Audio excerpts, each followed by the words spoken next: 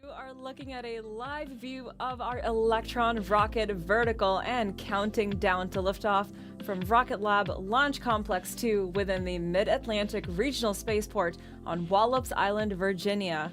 We are T-minus 18 minutes to liftoff of the Don't Be Such a Square launch, carrying STP-S30 for the United States Space Force. Good evening and welcome to the live broadcast of our next Rocket Lab mission from the Eastern Shore. It is great to be with you tonight for Electron's 20th launch of the year. My name is Prachi Saknani and I am a systems engineer on the Space Systems team. And my name is Kim Thompson. I am a structural analyst working in the Neutron team. We are joining you from Rocket Lab in New Zealand, while our local team on the ground in Virginia are working through launch preparations for tonight's mission. The rocket, the payload, and the range are all ready for launch, and we are 80% favourable with the weather this evening over Wallops Island. Liftoff is set for 3 minutes past midnight Eastern local time, or 21:03 Pacific time, where we've got the team standing by at Rocket Lab HQ in Long Beach, California, to watch STP-S30 launch to space in just 17 minutes. Don't Be Such a Square is a nod to the disc-shaped spacecraft on board Electron for the STP-S30 mission. STP refers to the Space Force's Space Test Program, which provides opportunities for emerging technologies to be tested in space that could have useful applications for future defense missions. STP-S30's payload includes 4 DiskSats developed by the Aerospace Corporation that would be an alternative to the common CubeSat form factor. Stacked like pancakes, DiskSats are light, flat, disc-shaped satellites that could be much cheaper and quicker to build en masse. The DiskSats being deployed today will test out their propulsion systems and solar performance, as well as their ability to fly at lower altitude orbits than traditional spacecraft. Here's more from the development team, the Aerospace Corporation.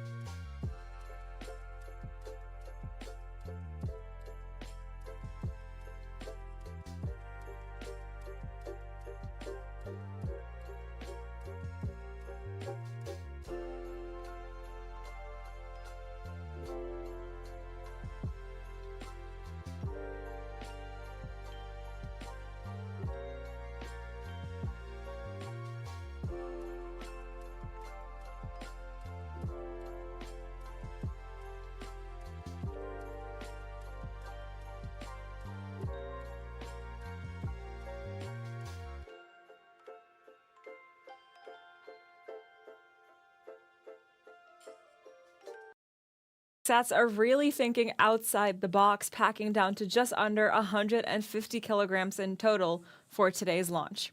While they were developed by the Aerospace Corp, this mission is also supported by NASA's Small Spacecraft and Distributed Systems Program in collaboration with the Space Systems Command, the Space Test Program, and the Rocket Systems Launch Program.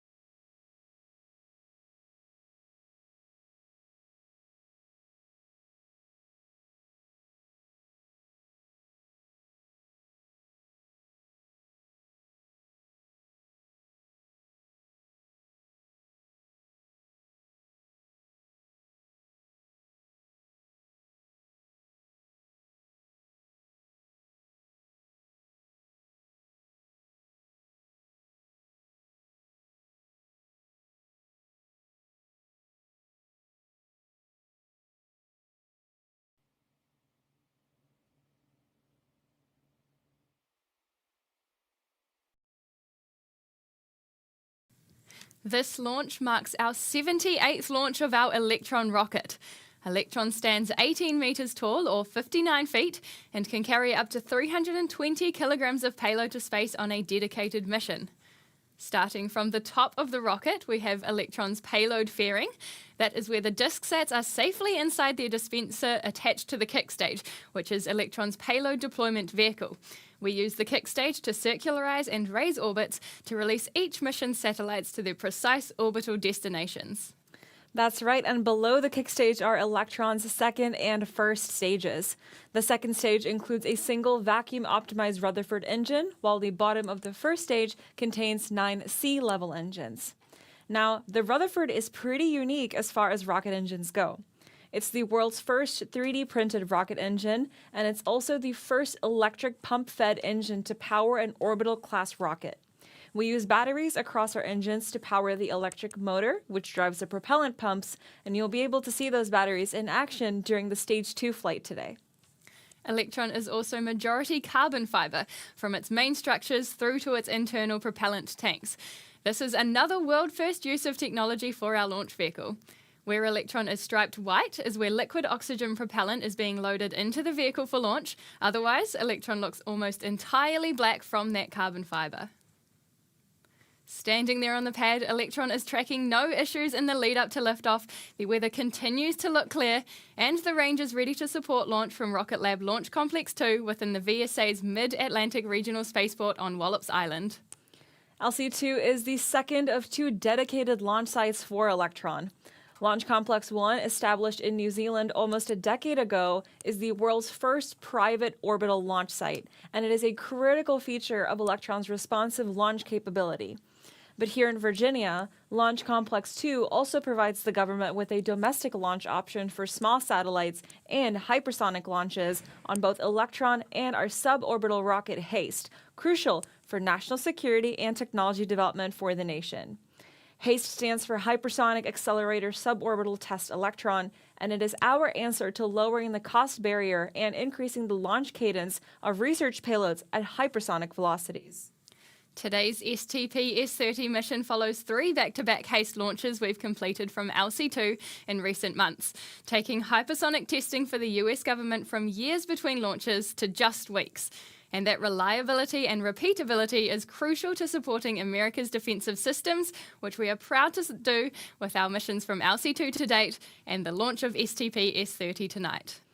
And of course, right next door to LC2 is Rocket Lab's Launch Complex 3, our newly built test, launch, and landing site within the Mid-Atlantic Regional Spaceport for our newer and much larger rocket, Neutron.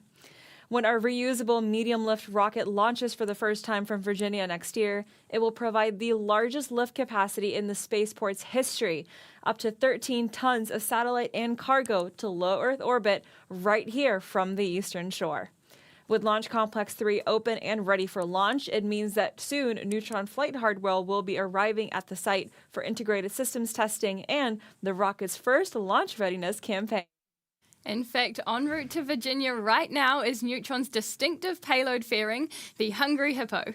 Now, Neutron is unlike any other rocket that's been built before, and one of its most unique features is its reusable fairing halves that remain attached to the rocket stage throughout launch and landing back to Earth. While most other rocket fairings open up and then fall away during launch, Neutron's Hungry Hippo fairing opens and closes within seconds to allow its second stage to continue to orbit. What then comes back to Earth is a single reusable vehicle with fairing halves still attached, a specific design choice we made to enable rapid and cost-effective reuse of Neutron to launch, land, and repeat. And the Hungry Hippo has recently cleared its qualification and acceptance testing campaigns, and the vision of those payload fairing halves opening and closing during those tests is a sight to see. Check it out for yourself.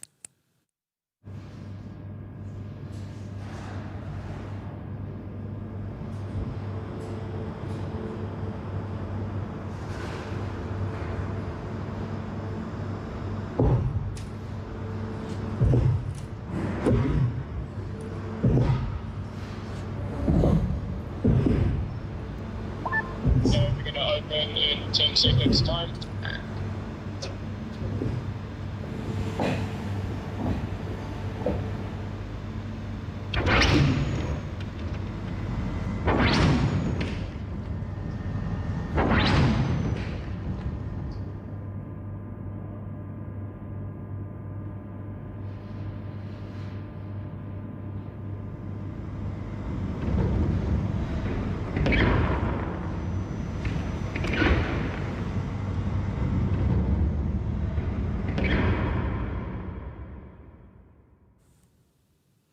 And there you go. And if you've ever wondered what a Hungry Hippo sounds like, you heard it right there in that clip. Well, I'd love a moment to share some of the stats behind the Hungry Hippo's qualification campaign too. We put that entire fairing through all the load cases it can expect it will experience during launch and landing, including up to 275,000 pounds of force across its carbon composite structure. This simulates the load experienced during max Q, when Neutron will experience maximum aerodynamic pressure. The fastest we opened the fairing halves under flight-like conditions was just 1.5 seconds, which is less than half the time we need to allow for Neutron Stage 2 to separate before reorienting the rocket for its return to Earth. And for the canards you saw in that clip too, we took those structures through combined torque and bending load cases that went beyond what we can expect during Neutron's launch to more than 125%. Now, I am so excited to see the Hungry Hippo on its way to Wallops.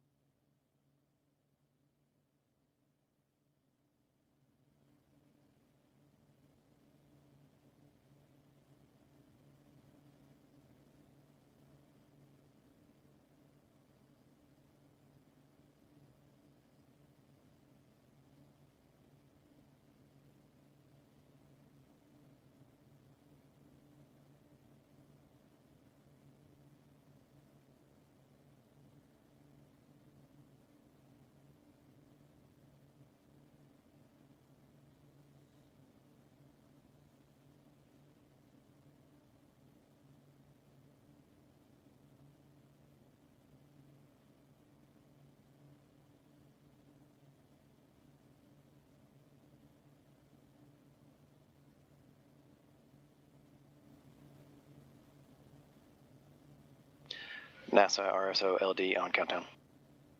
RSO. Requesting your go or no-go for launch. Primary safety is go.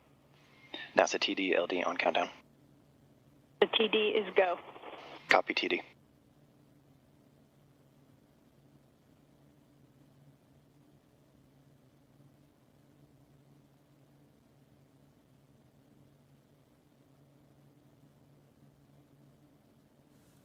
And back to tonight's mission. Right now, the weather is tracking green on the eastern shore. The range is clear and the team is ready for flight.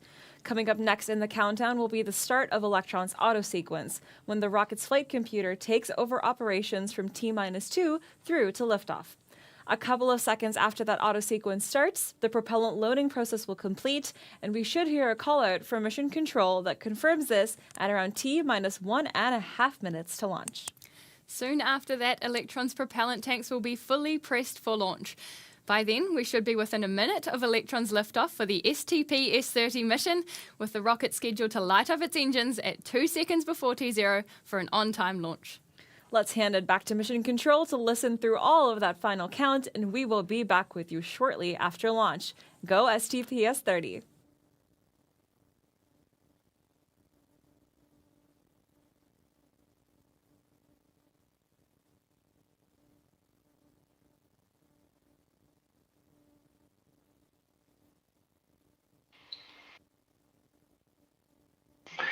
To all stations, we are T minus 3 minutes and counting. The 3-word procedure is now in effect.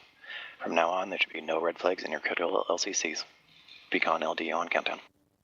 LD beacon. Please lock the auto sequence and confirm. Auto sequence is locked. Confirm all flight computer ASCOs are green. All ASCOs are green. We are go for auto sequence start at T minus 2 minutes, and LD is go for launch.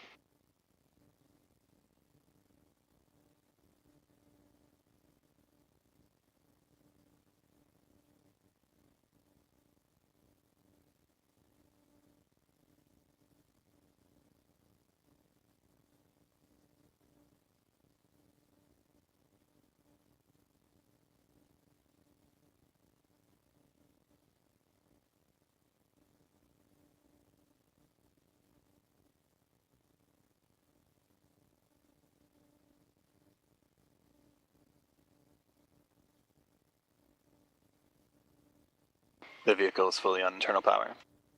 RF reception is nominal, AFTS is green and enabled for flight.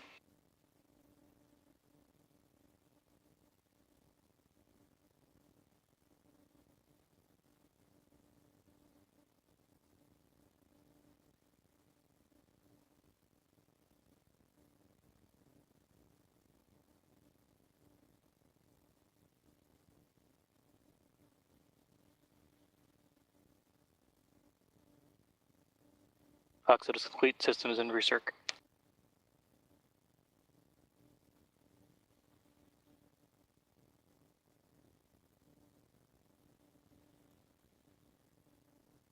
Anti-geysering is disabled.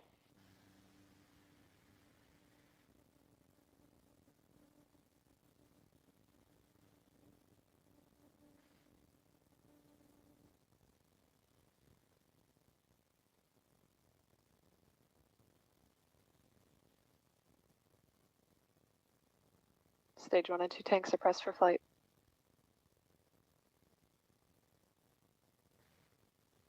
High flow engine approach enabled.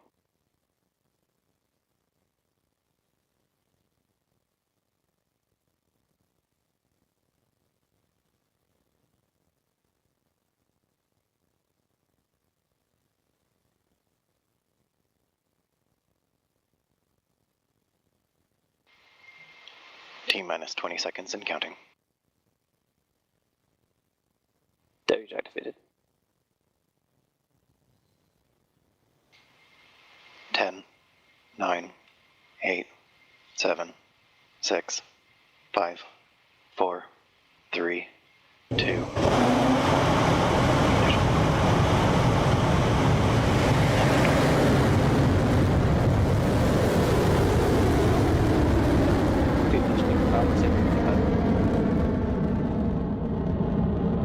Beginning pitch over.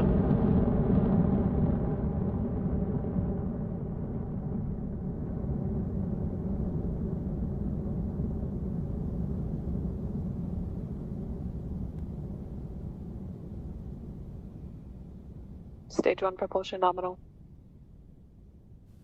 A beautiful, clean liftoff from RocketLab Launch Complex 2 on the eastern shore. There goes Electron in full flight for the STP-S30 mission. We are T plus 45 seconds post liftoff, and Electron's velocity is climbing past 700 kilometers an hour, now at just past 5 kilometers above Earth. We are quickly approaching the moment of maximum aerodynamic pressure, otherwise known as max Q, which is when the forces against the rocket are at their peak.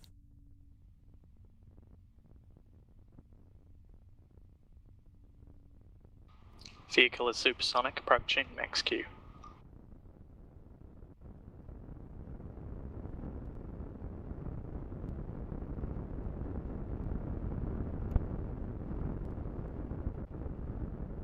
Clear max Q. Electron has cleared max Q and is continuing its southeastern trajectory off the coast of Virginia out over the Atlantic Ocean. The first stage's Rutherford engines are at full thrust to take the launch vehicle past 2,000 kilometers an hour, now more than 23 kilometers above Earth. You can keep an eye on Electron's trajectory with the dials in the top corner of your screen there. That nominal altitude and velocity means we're quickly approaching the next scheduled event for Electron, separation of the stages at approximately T plus 2 minutes and 44 seconds into flight. What's about to happen is we'll see the Rutherford engines on the bottom of the first stage throttle down to slow Electron just a bit before the engines shut off completely. As you see happening there on your screen, we have main engine cutoff, also known as MECO. The second stage will then separate from the first stage, just a couple seconds ahead of the engine on stage 2, igniting to continue the mission to orbit. These three events have already started to take place, so we're just going to sit back and watch these happen on our camera lives as we listen and for mission control for the callouts.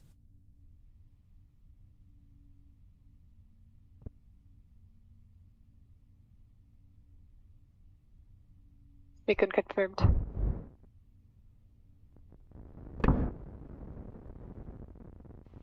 Stage separation confirmed. Stage 2 ignition confirmed. That is MECO stage separation and second stage engine startup complete on Electron for the STP-S30 mission. A nice clean set of events that sets us up for fairing jettison in under a minute. Yes, now that we have cleared the lower atmosphere, we jettison Electron's two nose cone halves to drop the excess mass from stage 2, and the DiskSats get their first taste of space. Just a few seconds away from that fairing jettison taking place, so let's bring back up the mission control comms to listen in and watch along.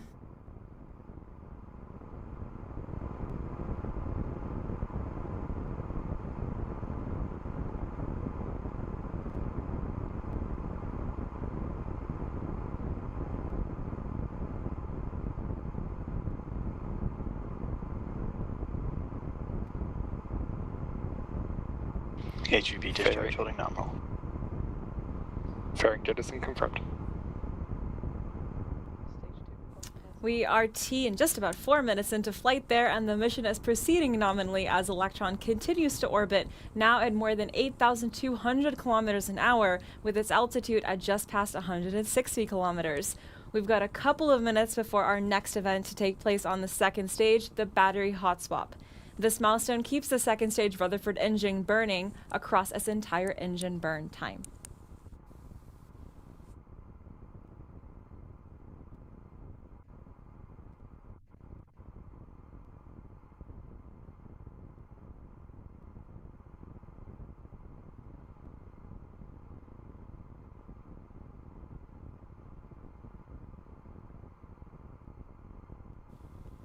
Now, to get to that initial 550 kilometer target, the second stage Rutherford engine on your screen has an engine burn time just shy of 7 minutes before the kick stage is separated and sent on its way with the DiskSats. To keep the engine burning for the full duration, we need to swap out the batteries that are powering the engine's fuel pumps. They end up becoming fully depleted after about 4 minutes of use, so before we run out, Electron performs a battery hot swap to switch to a new battery pack that keeps the engine running. We'll hear a few callouts from mission control in the lead up to that moment. HVB discharge holding nominal refers to the high voltage batteries that are currently in use, with the operator letting us know that those batteries are performing as they should before another reminder about 30 seconds before the actual hot swap. And when that hot swap happens, you should see the silver battery packs on your screen disconnect and disappear, which will be our visual confirmation that all was nominal with that event. Hot swap is scheduled to occur in approximately T plus 6 minutes, 40 seconds, so let's listen in and watch out for it now.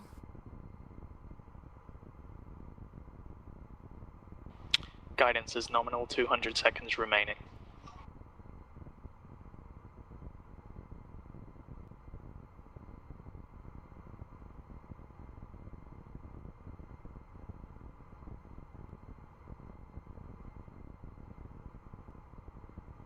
HVP discharge holding nominal, approaching hot swap in roughly 30 seconds.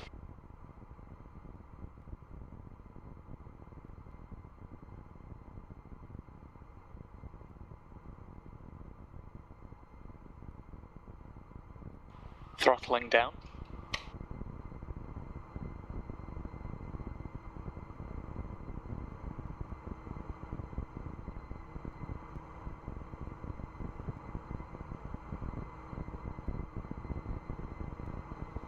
Battery jettison confirmed. Confirmed hot swap successful. And with that, we've completed the hot swap maneuver for Electron's second stage, with the Rutherford engine continuing to burn bright and nominal on its way for the next staging event. We're clocking more than 14,700 kilometers an hour as Electron continues to climb above 275 kilometers in altitude. We are right on target to deliver the STP-S30 mission to its nominal transfer orbit ahead of payload deployment to our 550-kilometer LEO destination. Once they're deployed, the 4 DiskSats will operate in pairs. One pair will remain at 550 kilometers above Earth to test out operations at that altitude, while the other pair will maneuver into what's known as Very Low Earth Orbit, or VLEO, which is considered to be between 300 and 450 kilometers above Earth. All right, well, coming up next will be the second stage engine cutoff, or SECO. This manoeuvre follows relatively the same procedure as main engine cutoff, where the Rutherford engine on the second stage will shut off ahead of the final separation of the vehicle between the second stage and the kick stage.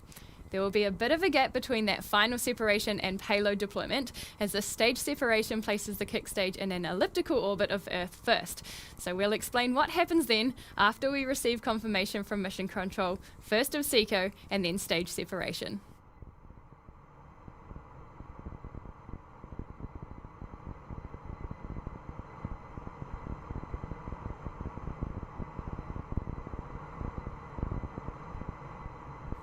We are now T plus 8.5-ish minutes into flight, and the second stage engine continues to burn, but very quickly we are approaching SECO, or second engine cutoff. Soon the Rutherford will throttle down before shutting off to maintain a steady state for the kick stage and its payload during the separation event. We'll get a guidance as terminal callout at 20 seconds before the engine shuts down, so let's listen out now for Mission Control and keep an eye on your screen for that red hot nozzle to start turning cold at SECO.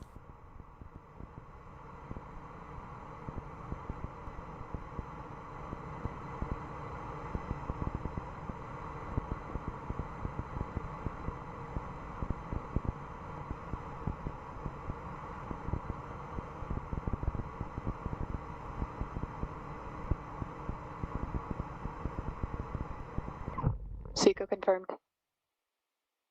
Nominal transfer orbit achieved. Stage separation confirmed. And there we have it. Second engine cutoff is confirmed, and the kick stage has been separated from Electron with its DiskSat payload. With that, we are successfully in a staging orbit ahead of payload deployment for STP-S30 in approximately 50 minutes. Now, what that means is that the kick stage will now coast around Earth in an elliptical orbit. Once it connects the dots on the other side, the kick stage's Curie engine will fire up to circularize its trajectory at a 550-kilometer altitude before payload deployment can begin one by one for the 4 DiskSats on board. We're going to leave you with this tracking graphic of the kick stage's trajectory to keep an eye on where it is, but take a break, stretch your legs, and we'll be back with you just before payload deployment begins for STP-S30. We'll see you back here soon.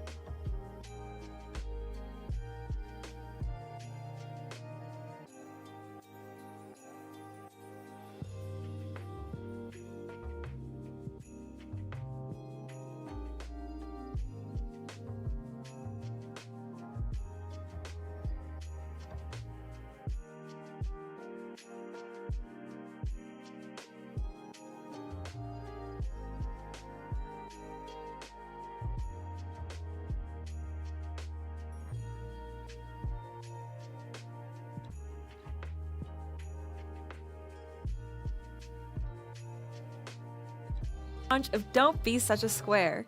We're just moments away from beginning payload deployment of the 4 DiskSat satellites for the STP-S30 mission. Earlier today, bright and early from the eastern shore of Virginia, we launched our 78th Electron rocket from Launch Complex 2 at 12:03 a.m. local time, with a clean ascent through the usual milestones, including max Q, MECO, stage separation, and second stage startup. After Electron's stage burn was complete, its engine also shut down and separated the kick stage from stage 2. The kick stage was then released into a transfer orbit on an elliptical trajectory with the STP-S30 payload.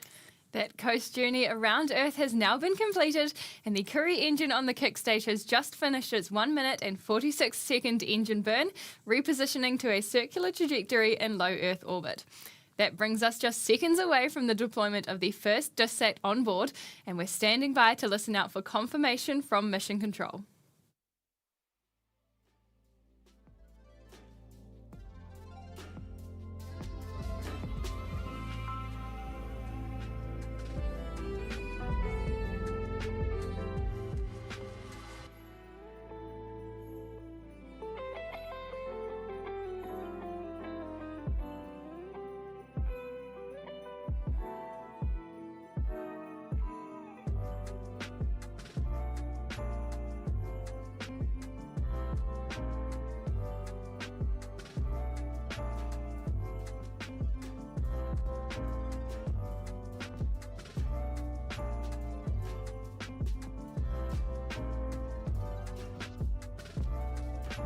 DiskSat 1, payload deployment confirmed.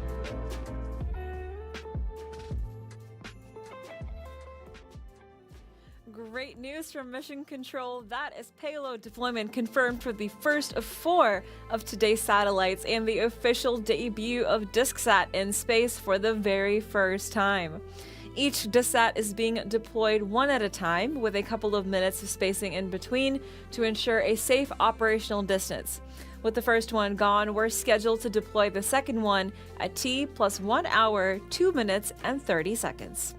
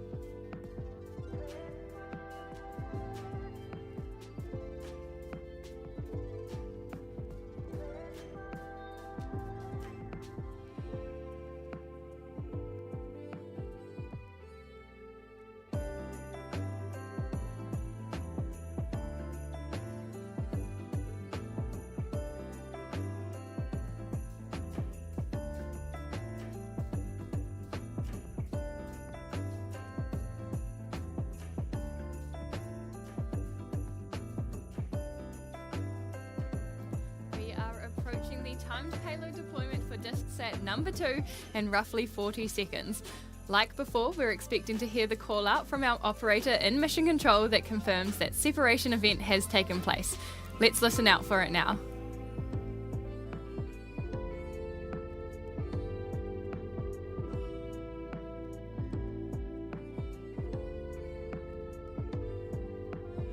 DiskSat 2, payload deployment confirmed.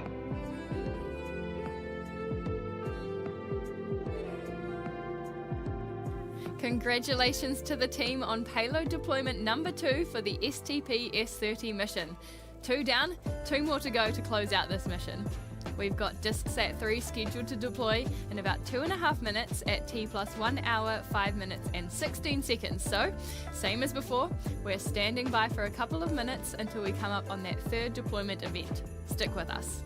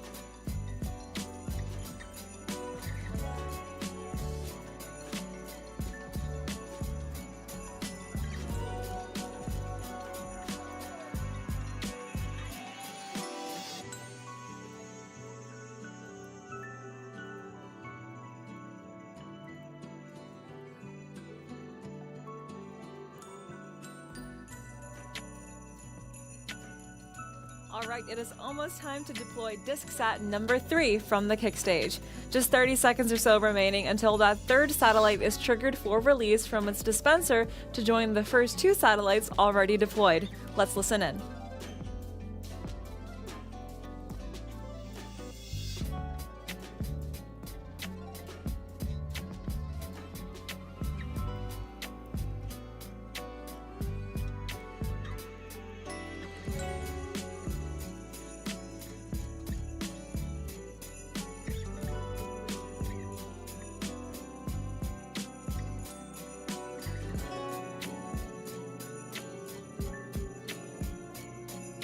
Expected DiskSat 3 payload deployment.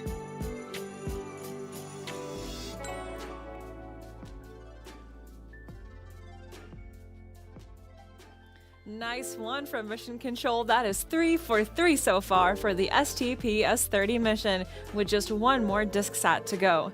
That one is roughly scheduled for deployment at about T plus 1 hour, 8 minutes, and 16 seconds. So not long to go now to complete this constellation of DiskSats on orbit. Coast launch danger area has been removed. Access controls are back to the fence line. Copy, GSO. GSO, going off comms. Thank you, sir, for your support there, GSO.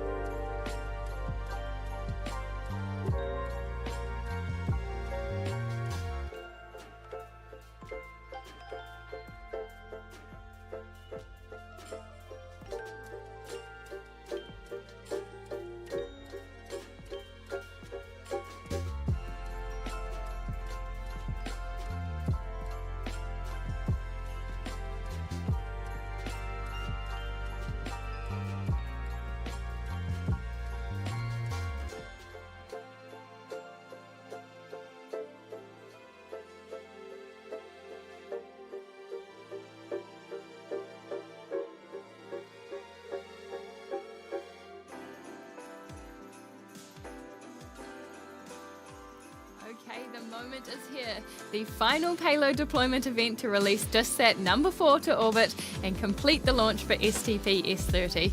We are just a few seconds away now, so for one last time, let's bring up the audio from Mission Control and listen in for that final payload deployment from the kick stage.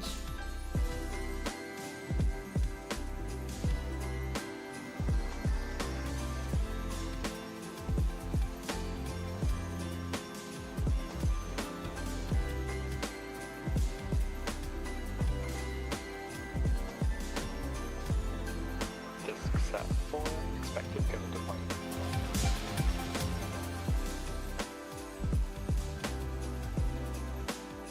Congratulations to the STP-S30 mission operators. That is payload deployment confirmed for the 4th and final DiskSat from the kick stage, and mission success for Electron's 20th launch of the year.